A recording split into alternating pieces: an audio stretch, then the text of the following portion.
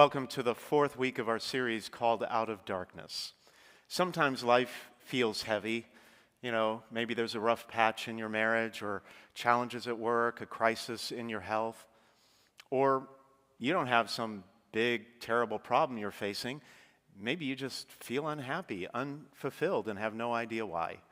Either way, that's when the forces of darkness go to work, trying to convince you that you are alone, that God has forgotten about you, that you're stuck in the darkness. But as we've been saying throughout this series, God has armed you for battle. He has equipped you to take down enemy strongholds. He has given you all the power you need to come out of that darkness. God knows that the darkness is only temporary, even when we think it's forever. He sees what we can't. He knows that just on the other side of that problem, victory is on the way, a fresh start is coming. God's glory awaits us, as we said 2 weeks ago. And yes, there are times when the darkness comes because of our own mistakes, what we've done wrong. And the enemy starts working overtime there, playing all these negative tapes in your mind over and over again. This is your fault, you deserve this. But as we said last week, God never shames us. Instead, he's always working behind the scenes, turning our mistakes into miracles. Now today I want to talk with you, on the fourth week of this series, I want to talk with you about Take Back the Light. Years ago when I was in the seminary, I became friends with an older retired priest in San Francisco. He took me under his wing and showed me the ropes, treated me to dinner every couple of weeks. We talk about the church, ministry, what it was really like to be a priest. I learned a lot from him. This one time, we were sitting at our usual table at his favorite Italian restaurant in the neighborhood when this couple seated next to us leaned over and introduced themselves. They said they didn't mean to eavesdrop, but had overheard our conversation. Then they told us that their son went to a Catholic high school in the area. We said, "That's great. Good choice, wonderful school." Then they said, "Oh, and by the way, we are anti-theists." You heard that correctly, anti-theists. I had never heard that term before. I knew what an atheist was, but not an anti-theist. Turns out an anti-theist is someone who not only doesn't believe in God, but who also actively works against religion and God's influence in the world. Well, we sat there stunned, mouths open, couldn't believe our ears. And finally, my friend asked, why in the world would they send their son to a Catholic school if they were anti-theists?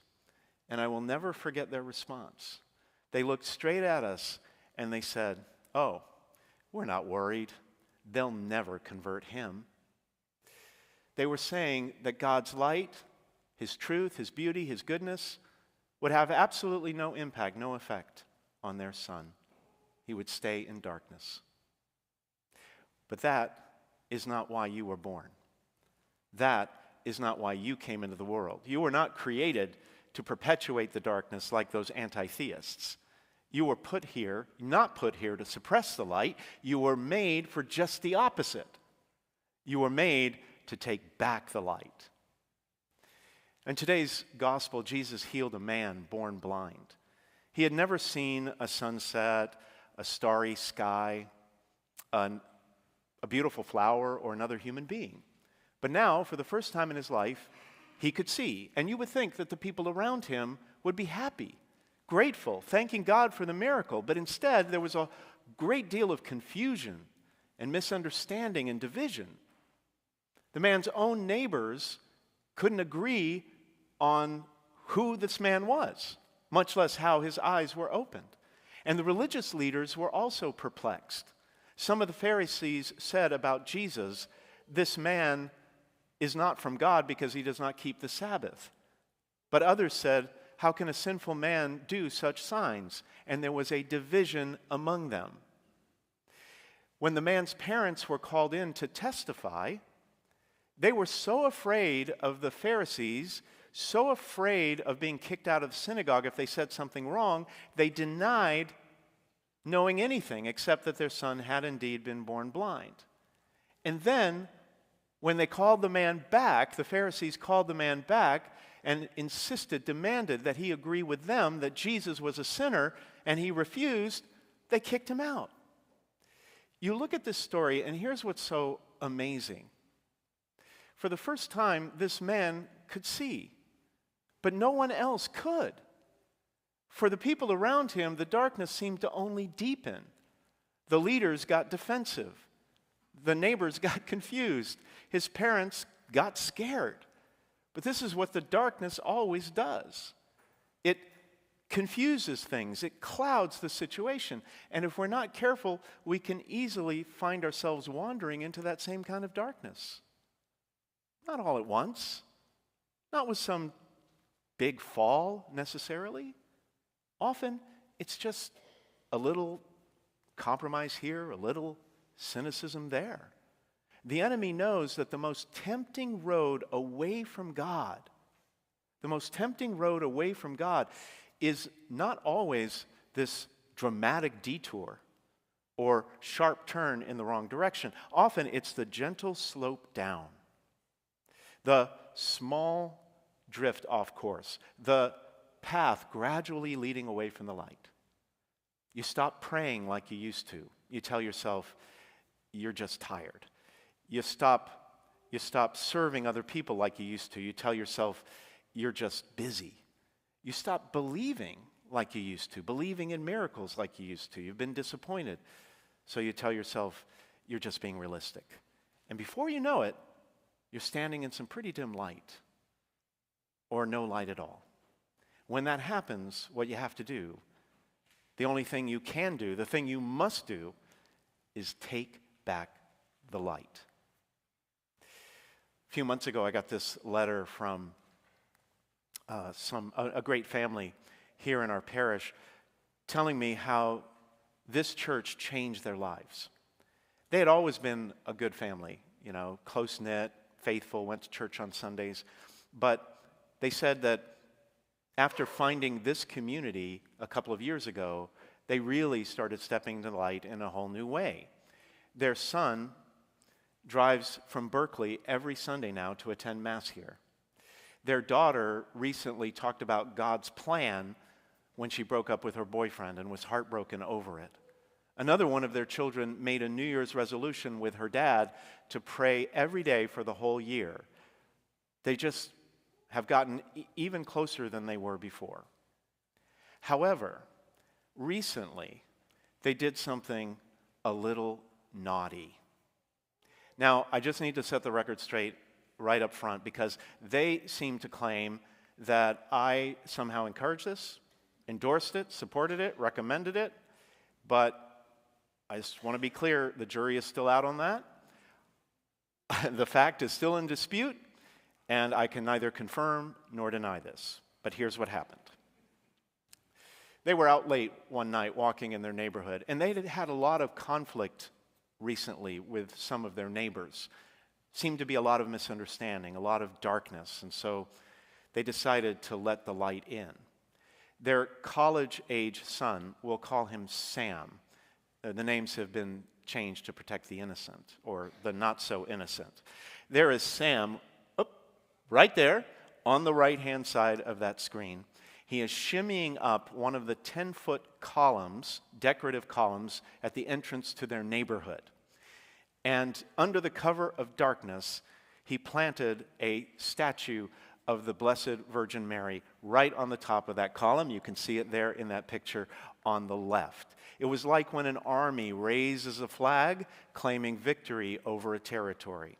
And today, months later, either no one has noticed, no one cares, or people in the neighborhood actually like it, but Mary is still there, watching over that neighborhood. What happened? They got tired of the darkness and fed up with the conflict and decided to do something about it. They decided to take back the light. This is what Jesus did in today's gospel. Unlike most people in the scripture who needed healing, the man born blind, he didn't call out to Jesus. He didn't ask him for a miracle. He was just sitting there quietly, minding his own business when Jesus came up to him. Now, back then, if you were sick or had a disability, most people thought it was your fault. You had done something to deserve it. God was mad at you.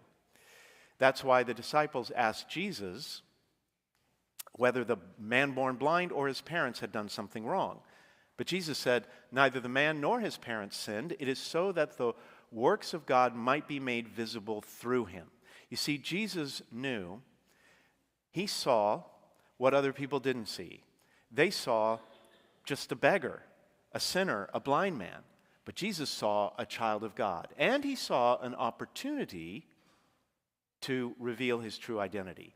And he knew that once he opened the eyes of that man, the whole world would eventually come to see that Jesus was the light of the world. So he took some mud. We won't get into how that mud was made. But he smeared it on the man's eyes. And he told him to go wash in the pool of Siloam. Now in Hebrew, the word Siloam means sent. It comes from 800 years earlier. King Hezekiah dug out a tunnel underneath the city's walls during an enemy invasion. And water from a nearby spring was literally sent through that tunnel into the city, into the pool of Siloam, and kept the people alive during the siege. Now, Jesus was sending the man born blind to wash in the pool. And when he did, he could see. But it wasn't the water in that pool that healed him, of course. It was Jesus, the one sent from heaven. But as we said, other people remained in the dark, trying to, not understanding what was going on, quarreling with one another, confused, afraid. But the man Jesus healed, he started seeing more and more who Jesus really was. At the beginning, when his neighbors asked him who healed him, he just said, the man called Jesus. But then did you notice later when he was interrogated by the Pharisees, he referred to Jesus as a prophet. And when the religious leaders claimed that Jesus was a sinner, the man said, oh no, he's from heaven. He's from heaven. And then after they kicked him out, Jesus came and found him and asked him if he believed in the Son of Man. That was a common title back then for the Messiah. And he said, I believe, Lord. And he worshiped Jesus. He came to gradually see more and more who Jesus really was. The man who was healed, he didn't just receive his sight. He didn't just receive the light. He carried it into the world. He carried the light because he refused to go back into the darkness. He refused to be intimidated by the authorities.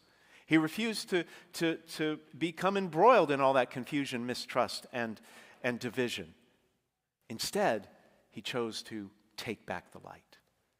God is calling you to take back the light too. And sometimes that can come in unusual ways, ways you might not even think of.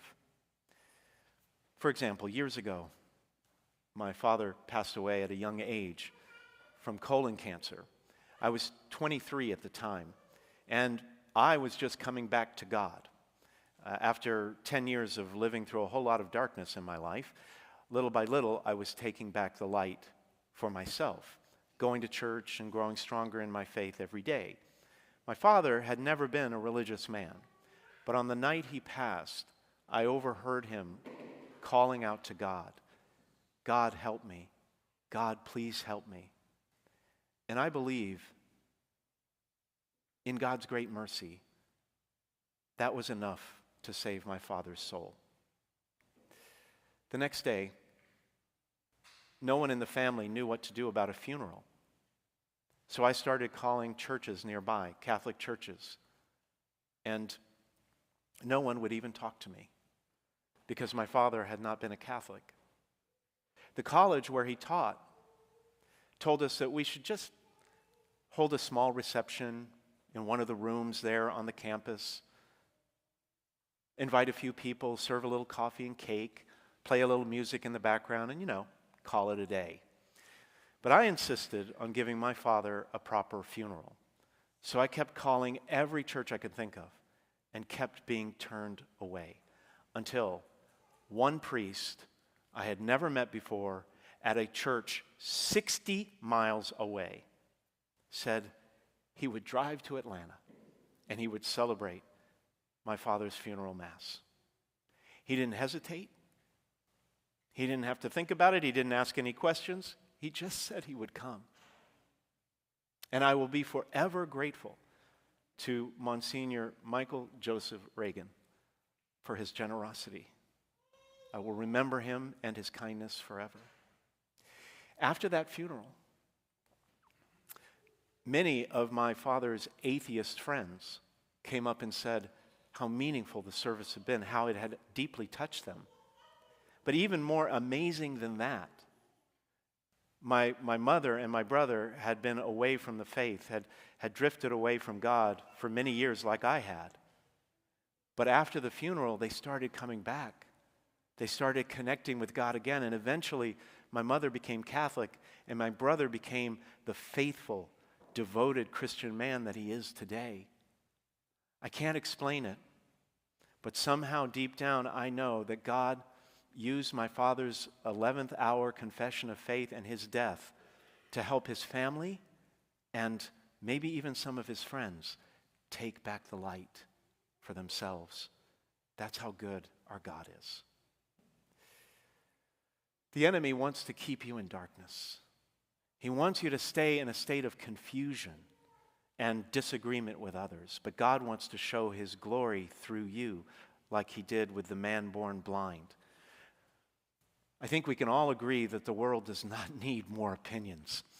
It does not need more arguments. What it desperately needs is many more men and women who have seen the light and are willing to take it back. And sometimes that can happen in unusual ways, like my friends who claimed their neighborhood for Christ with that statue of the Virgin Mary, or like my father's deathbed conversion that brought the light to others. But however it happens, make no mistake, God is counting on you to go into the darkness and take back the light.